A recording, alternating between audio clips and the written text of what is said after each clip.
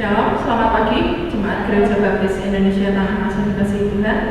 Selamat pagi, selamat datang dan selamat beribadah pada hari ini, Minggu 22 Agustus 2021. Walaupun kita masih mengadakan ibadah secara online, saya mengundang setiap jemaat untuk mengambil saat teduh sejenak di tempat Bapak Ibu Saudara masing-masing saat ini. Minta sama Tuhan untuk bisa memfokuskan kita selama ibadah ini. Tuhan gak minta waktu yang banyak, tapi Tuhan cuma minta waktu 1 jam supaya kita benar-benar fokus untuk bisa memuji dan juga kita mendengarkan kebenaran firman Tuhan pada pagi hari ini. Namun sebelum kita akan naikkan pujian, sebab Kau layak terima pujian.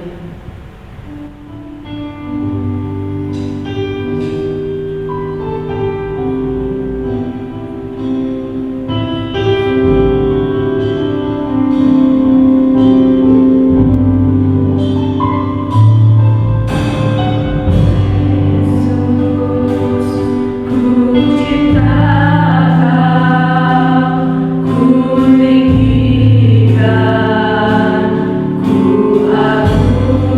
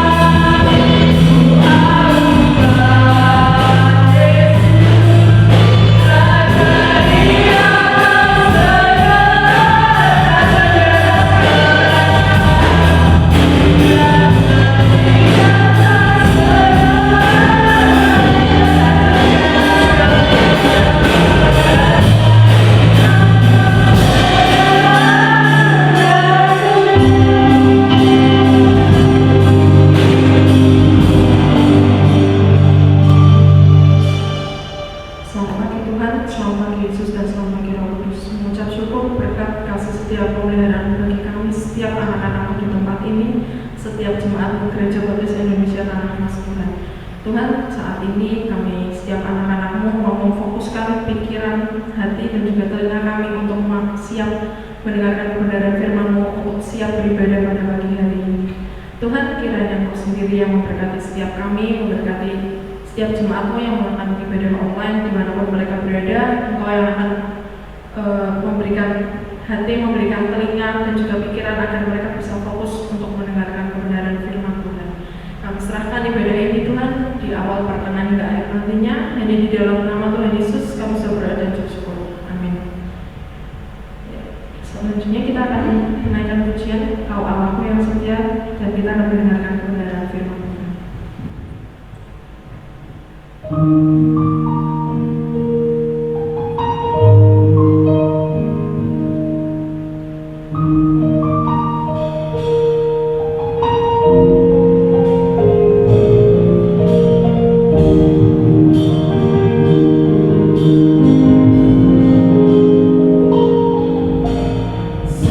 Sekalipun ku berjalan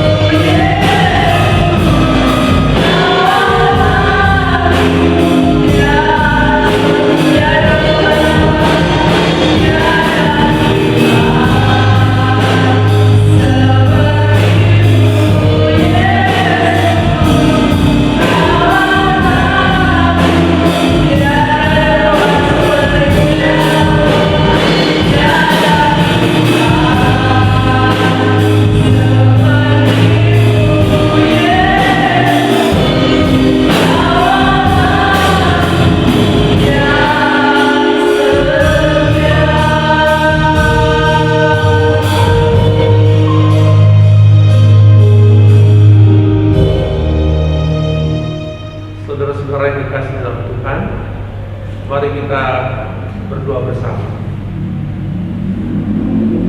Ya Tuhan, Allah kami, Allah yang telah memanggil kami keluar dari kegelapan kepada terang Kristus yang ajaib.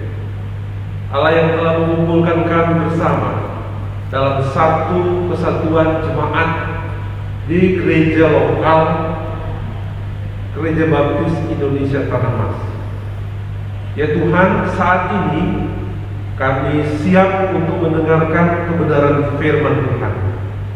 Biarlah Tuhan mengurapi hamba-Mu, menggunakan dan mencerahkan akal budi kami semuanya, pikiran pendengaran kami, hati kami terbuka kepada sabda Tuhan semata. Kami berdoa di dalam nama Tuhan kami Yesus Kristus.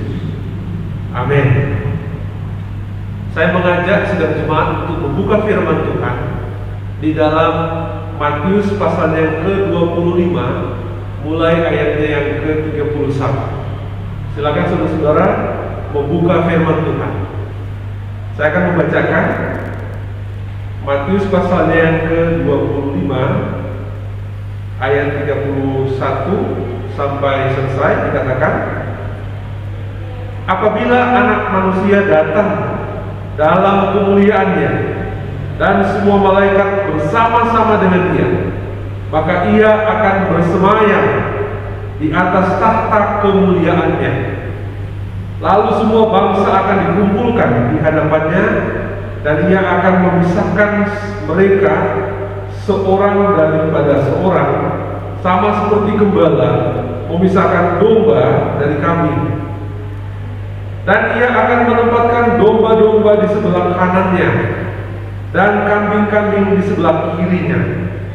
Dan raja itu akan berkata kepada mereka di sebelah kanannya, mari, hai kamu yang diberkati oleh Bapakku, terimalah kerajaan yang telah disediakan bagimu sejak dunia dijadikan. Sebab ketika aku lapar, kamu memberi aku makan.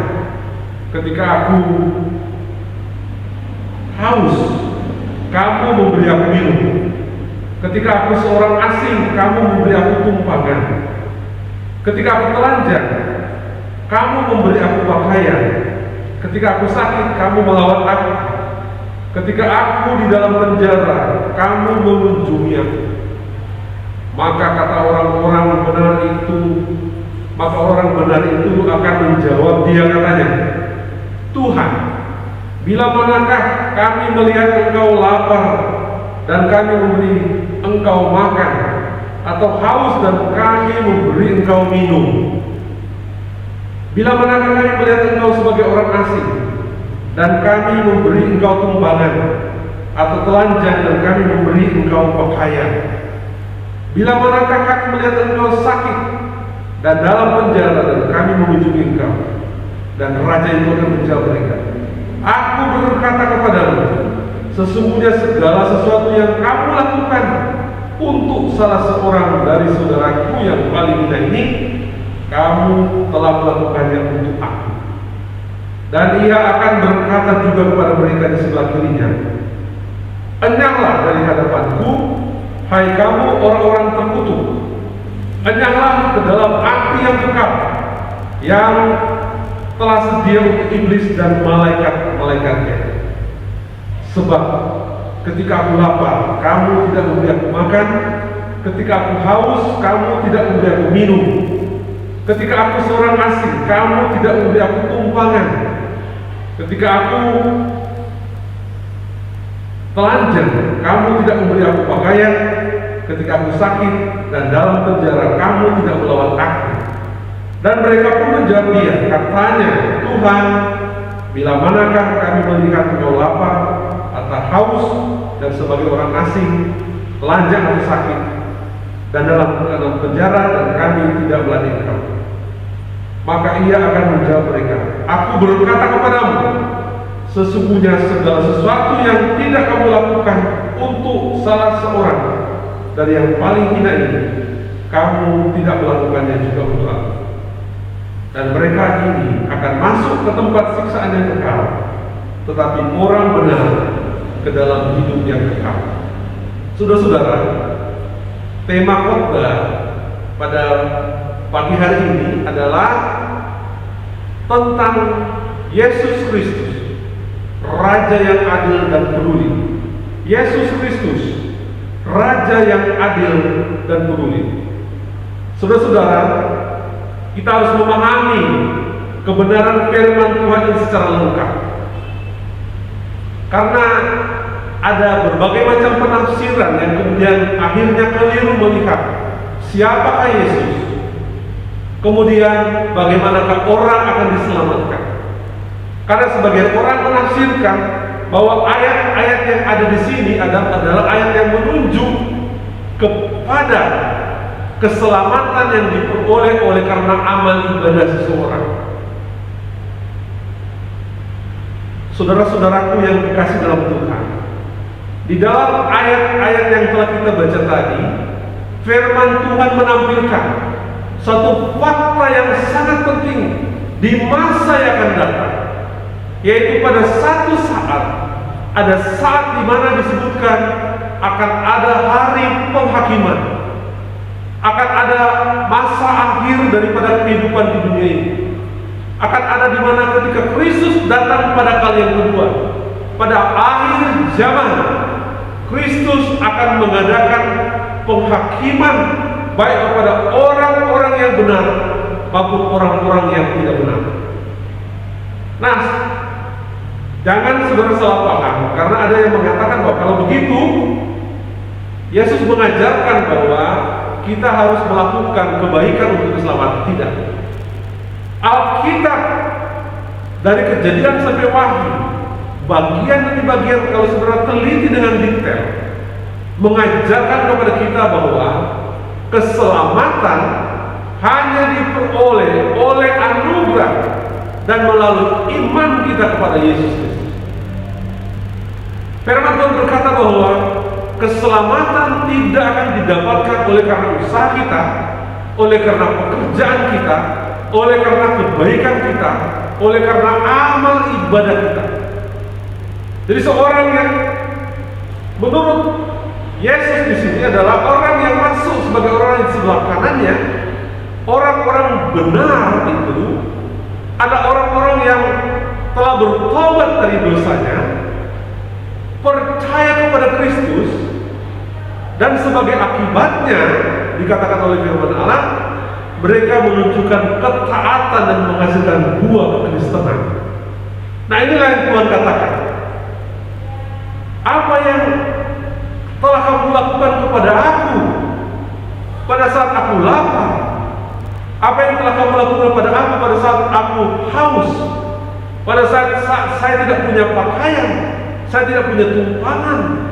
Apa yang kamu lakukan untuk aku? Sebenarnya Yesus sedang merujuk atau mengidentifikasikan dirinya dengan orang-orang yang membutuhkan.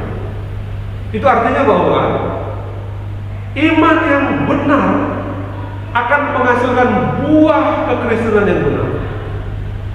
Iman yang tulus dan murni akan memberi bukti dalam kehidupan kita setiap hari. Jadi apa yang kita lakukan kepada orang-orang kita, Yesus berkata bahwa dia mengidentifikasikan dirinya dengan orang miskin, orang yang haus, orang yang lapar, orang yang tidak punya tumpangan, tidak punya rumah, misalnya tidak punya tempat tinggal. Apa yang kita lakukan buat mereka? Nah, itu berdampak bahwa kalau saudara beriman kepada Kristus, Tuhan itu Maha Adil. Yesus itu adalah Raja yang adil dan peduli. Mengapa dia adil? Oleh karena dia ingin melihat iman Anda yang benar, iman Anda yang sejati akan terbukti dari perilaku hidup saudara yang sejati. Iman Anda yang sesungguhnya, yang murni, akan terbukti dalam kehidupan saudara setiap hari.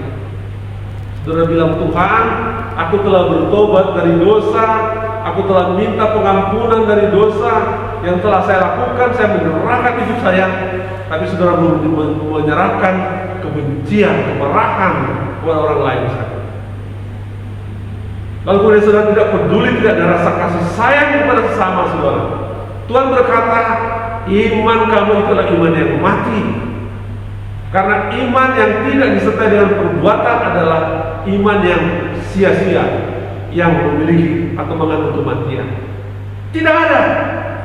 Iman yang benar akan terbukti dengan perbuatan kita. Jadi perbuatan itu tidak menyelamatkan. Perbuatan itu tidak menyelamatkan. Tetapi perbuatan itulah yang menjadi bukti iman kita yang sesungguhnya. Itulah Yesus berulang kali sebutkan. Nah, Yesus saudara digambarkan sebagai raja yang adil. Kan dia akan datang kepada kalian berdua.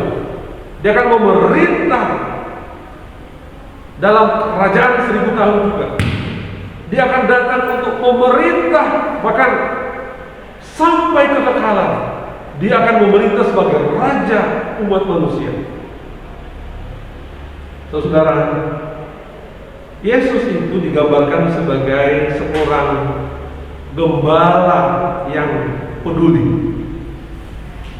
Ia datang ke dalam dunia sebagai seorang gembala yang mencari domba yang tersesat. Ia mengasihi semua manusia. Ia mengasihi orang-orang berdosa. Bahkan ia mengasihi mereka yang berdosa, yang sudah percaya, bahkan disebut sebagai sahabat-sahabatnya, sebagai saudara-saudara. Dan Yesus di sini menyatakan bahwa ketika dia kembali ke surga, kehadirannya di muka bumi itu masih tetap ada. Dia berdiam di hati orang percaya.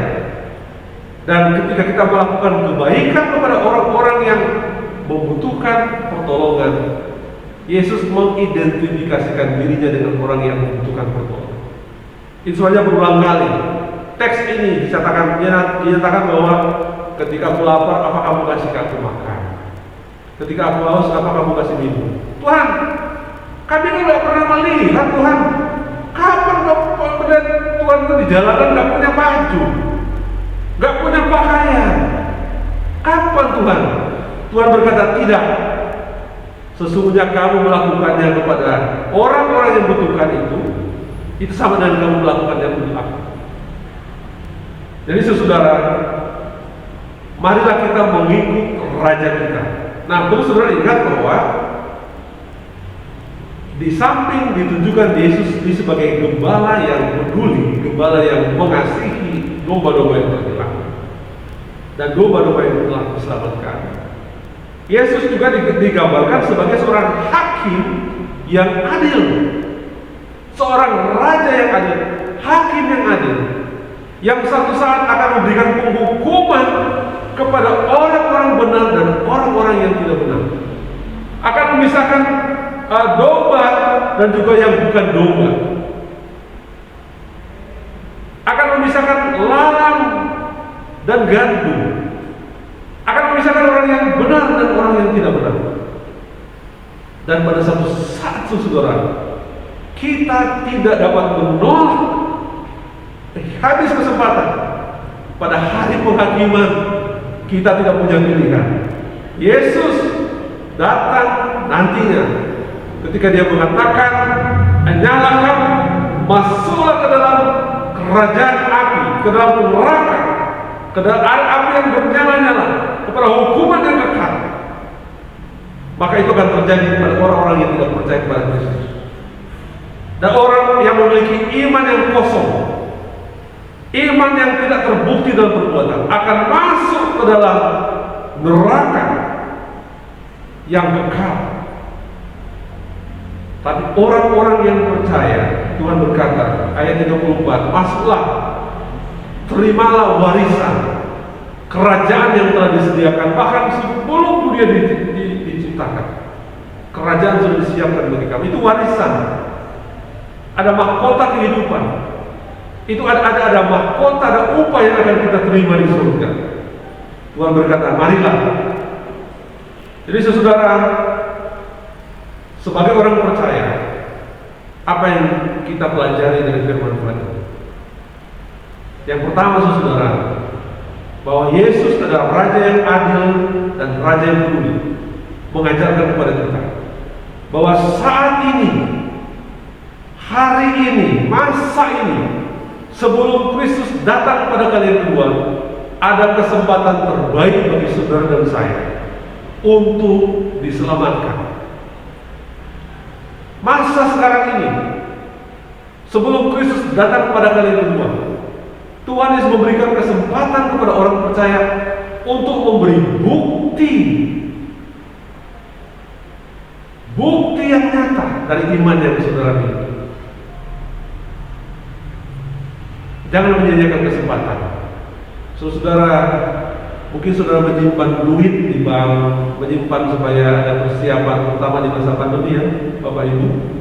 Agak sulit kalau nggak punya uang, cari kerja juga susahnya minta ampun. Udah dapat pekerjaan juga, ada yang dirumahkan, ada yang di PHK, tidak mudah masa sekali saudara. Menyimpan uang penting, tapi ingat saudara-saudara, kita juga harus menyimpan. Kita harus mempersiapkan diri. Kita harus menabung untuk sesuatu yang akan kita terima di masa akan datang. Bukan untuk keselamatan kita, tapi upah yang akan kita terima pada hari penghakiman. Saudara, Tuhan berkata, jangan menyimpan sesuatu di dunia ini yang sifatnya sementara. Ada sesuatu simpanan yang terpenting, simpanan surgawi, yang jauh lebih berharga dari segalanya. Ketika kita meninggal nanti, kita hanya akan tinggal di rumah tanah yang kecil saja. Mungkin gak ada naungan di atasnya. Kalau di daerah kami di Manado, itu biasanya orang kalau meninggal dikuburkan, bukan hanya ditaruh batu nisan, tapi juga di atasnya dibangunkan rumah, dikasihkan rumah yang bagus sekali. Di tempatnya bagus sekali, tapi saya berpikir-pikir, di kuburan dibangun rumah yang bagus, tapi nanti pada saat penghakiman mungkin bukan tempat itu nggak dia tinggali. Orang rohnya udah nggak di situ, saudara. Tapi apakah dia mendapat atau tinggal di rumah Bapa surga bersama dengan Tuhan selamanya? Kesempatan sekarang. Kemudian saudara, firman Tuhan memberikan pengajaran yang berharga kepada saudara dan saya. Ketika kita ditujukan bahwa Yesus itu adalah seorang raja, seorang gembala yang baik dan peduli kepada domba-domba tersesat, kepada domba-domba yang dia layani. Bagaimana dengan kita? Apakah saudara memiliki kepedulian? Atau cuek aja? Ngapain aku peduli sama orang lain? Apa urusan dengan saya? Kalau teman-teman saya atau tetangga saya itu pada susah, nggak punya apa-apa, ya mereka juga nanti kan bisa makan. Kalau saudara punya kesempatan untuk menolong, mengapa tidak?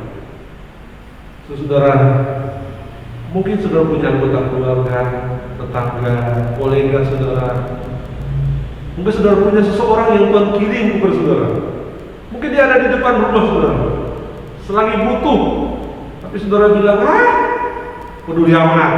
Saudara, Tuhan ingin melihat kepedulian kita kepada sesama, karena itu ada bukti iman kita. Dan saudara, Tuhan juga mengajarkan kepada kita bahwa keadilan Allah, hukuman itu akan terjadi cepat atau lambat. Kita nggak tahu kapan Tuhan datang. Kita nggak tahu hari penghakiman itu, saudara. Tapi ingat, nanti pada saat hari penghakiman, kita tidak bisa lagi memilih, karena keputusan sudah di tangan sang hakim yang agung, Raja yang adil dan benar. Ketika dia memutuskan bahwa ada orang yang masuk dalam kelompok orang benar, dia akan memasuki kerajaan surga, dan ada kelompok orang yang tidak benar, dia akan masuk ke dalam neraka, dalam kekekalan api yang tidak pernah hentinya, penyiksaan yang terus-menerus. Pada saat itu tidak ada kesempatan yang lain, tidak ada kesempatan lain, tidak ada second chance, saudara. Tidak ada kesempatan kedua, ketiga. Jadi saat ini, saat yang penting. Hari ini, hari yang penting. Jangan menunda, saudara. saudara belum percaya kepada Kristus, percayalah kepada Dia. Kalau saudara sudah percaya kepada Dia, lakukanlah kebaikan sebagai bukti cinta kasih saudara pada Tuhan dan sebagai bukti iman saudara yang sejati. Jangan menahan kebaikan. Kalau Tuhan menahan beban pada saudara, berilah yang terbaik pada Tuhan. Dan yang terakhir saudara, saya ingin mengajak kepada saudara-saudara, pada masa ini, masa pandemi, tunjukkanlah rasa peduli dengan berbagai macam cara. Mungkin saudara nggak bisa langsung, mungkin saudara tanya teman, aku ingin bagi deh, kasih 100.000, minta nomor rekeningnya gitu. Nanti aku kirim ya pakai Grab. Aku mau bawa makanan, nggak bisa ke sana, tapi aku mau kirim bawa sesuatu buat kamu. Ada orang yang sakit saudara, nggak bisa ke sana rumah sakit, tapi ada berbagai macam cara yang sudah bisa lakukan. Mungkin sudah merekam doa, telepon secara langsung, video call. Saudara, ada banyak orang sekarang ini lagi terisolasi, bukan hanya terisolasi karena pandemi, tapi secara mental. Mereka sedang mengalami kesepian yang amat sangat, kesakitan yang amat sangat, bukan secara fisik, tapi secara mental. Tapi apa yang dilakukan oleh anak Tuhan? Mari kita berdoa bersama. Bapa kami di surga, kami ucap syukur atas firman-Mu. Kami berdoa Tuhan memberkati seluruh sidang jemaat kami yang benar lewat saluran media sosial internet yang ada. Tuhan tolong supaya kami dimampukan mengaplikasikan kebenaran firman Tuhan dalam hidup kami senantiasa. Di dalam nama Tuhan Yesus kami berdoa. Amin. Saudara-saudara sekalian jemaat yang terkasih dalam Tuhan, saya ingin mengajak saudara untuk berdiri di tempat saudara. Kalau saudara lagi menatap atau melihat saluran YouTube beribadah bersama dan tidak bisa berdiri, silakan tetap di tempat itu saudara. Tapi saya ingin saudara beri tanggapan pada firman Tuhan.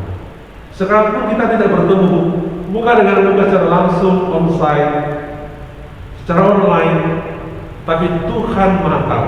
Tuhan mengerti hati saudara. Tuhan tahu perasaan saudara. Tuhan tahu apa yang dalam pikiran saudara. Kalau ada komitmen doa permohonan yang mau saudara sampaikan pada Tuhan, sampaikanlah pada Tuhan. Kalau saudara punya beban yang terlalu berat saudara tanggung, sampaikan kepada Tuhan. Tuhan berkata, aku ini adalah lemah lembut. Aku siap memberikan pertolongan. Marilah kepadaku semua yang letih lesu dan berbeban berat. Aku akan berikan kelegaan kepadamu. Ingat, kuk yang kuasa itu enak dan bebanku pun ringan. Tidak memberatkan saudara. Datanglah kepada Tuhan. Saya mengajak saudara untuk berdoa dan mengakhiri ibadah kita pada saat ini, dan mari kita bersama-sama berdoa.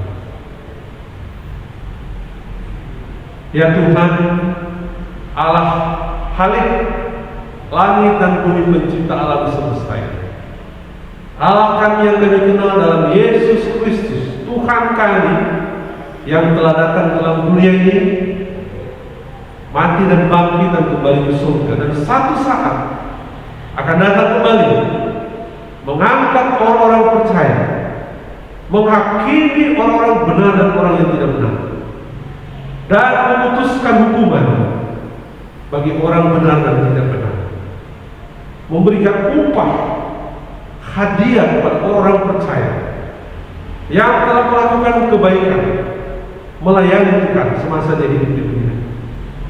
Ya Tuhan, kami berdoa Engkau memberkati ibadah kami hari ini yang telah kami lakukan pada saat ini.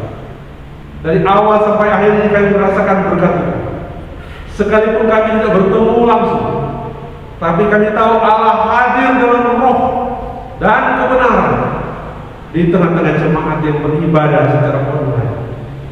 Kami berdoa Tuhan, Tuhan nyatakan kuasa-Mu, berikan pemulihan kepada jemaat, baik yang secara ekonomi mengalami gangguan, resesi, mengalami kesulitan ekonomi.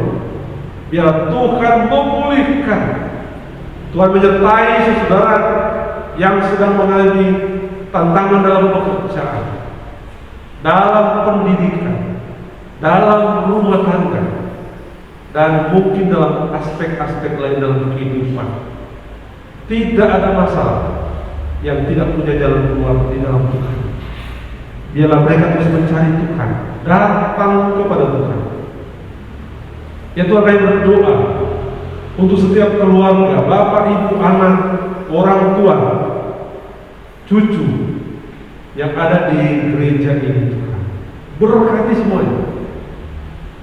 Tuhan, kami berdoa bagi bangsa dan negara yang tercinta ini Tuhan, di mana kami belum lama merayakan hari ulang tahun kemerdekaan negara kami yang ke-76. Berkatilah bangsa kami Tuhan, pemerintah kami, khususnya dalam menghadapi pandemi COVID-19 ini. Tidak mudah Tuhan. Tuhan, tolong bagi mereka yang mengalami dampak ataupun terinfeksi dengan COVID-19, Tuhan sembuhkan. Kami Tuhan berdoa bagi Ibu Mariani, Engkau pulihkan kondisi kesehatannya secara sempurna. Kami berdoa Tuhan bagi Bapak Rasman yang harus mengalami proses cuci darah setiap minggu. Tuhan jamah organ-organ tubuhnya.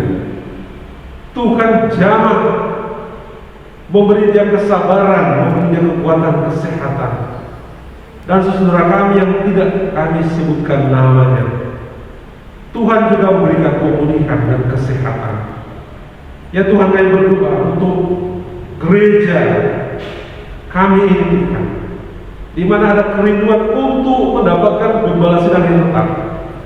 Tuhan mengirimkan seorang yang tepat untuk menggembalakan gereja ini, mengembangkan pelayanan yang Tuhan percayakan. Tuhan menyertai juga dalam kegiatan-kegiatan pelayanan dan gereja. Tuhan memberkati untuk rencana pelaksanaan kegiatan ibadah secara offline yang dimulai pada minggu akan datang. Tuhan sertai, Tuhan memimpin supaya kegiatan ini akan berjalan dengan lancar. Lindungi Tuhan jemaat dari COVID-19, dan kalau Engkau izinkan mendapatkan atau melewati penyakit ini, Tuhan mampukan juga untuk proses penyembuhannya. Jemaat yang dikasih dalam Tuhan, terimalah berkat pimpinan dan penyertaan dan perlindungan daripada Dia, Allah yang Maha Tinggi, Allah Bapa, Anak dan Roh Kudus, hari ini sampai selama-lamanya. Amin. Tuhan memberkati.